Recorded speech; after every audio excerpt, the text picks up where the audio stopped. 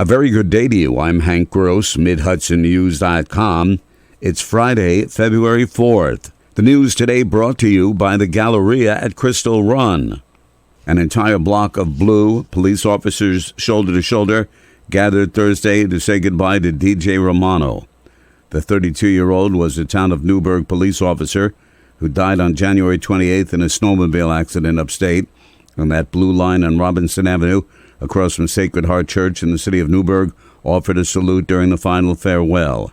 It's absolutely heartbreaking, said Steve Lachiyama. He's like a nephew to me. Lachiyama knew Romano since he was 9.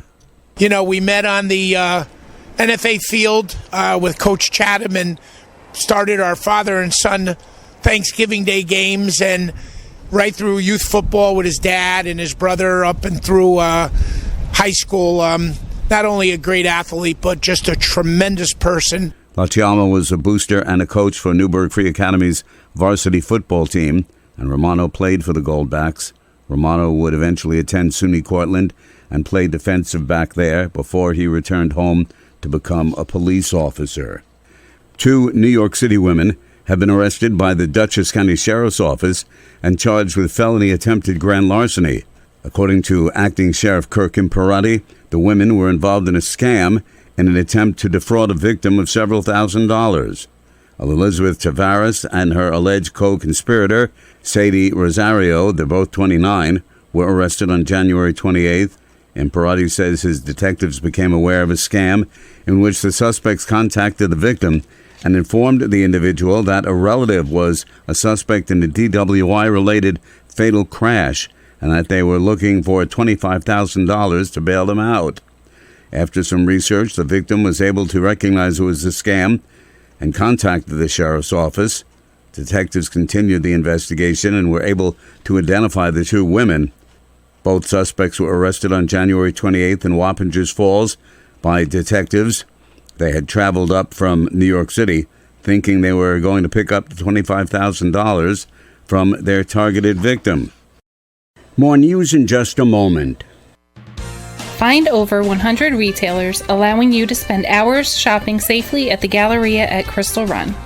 Enjoy the big brands and the diverse selection of family-owned stores all in one location. The Galleria at Crystal Run offers dining options for everyone with Fuji 110 Grill, Allen's Mediterranean Grill, and Peru Cuisine. Discover the Mid-Hudson Valley's premier shopping, dining, and entertainment destination, the Galleria at Crystal Run. For more information, follow us on Instagram, Facebook, or visit GalleriaCrystalRun.com. Police have arrested a juvenile for allegedly suggesting several threats of violence at the George F. Baker High School in the Tuxedo Union Free School District. When the emailed threats were received, the district implemented lockdown procedures. All students were safely accounted for and eventually dismissed from the building. The school was searched by police and determined that the threat was not credible. A joint police effort led to the arrest of the youth for a felony of making a terroristic threat. A $200,000 state grant secured by Senator Pete Harcum will facilitate the upgrade of the Westchester County Department of Corrections body alarm system for corrections officers. The current devices, which are still working well, are some 20 years old, notes Corrections Commissioner Joe Spano.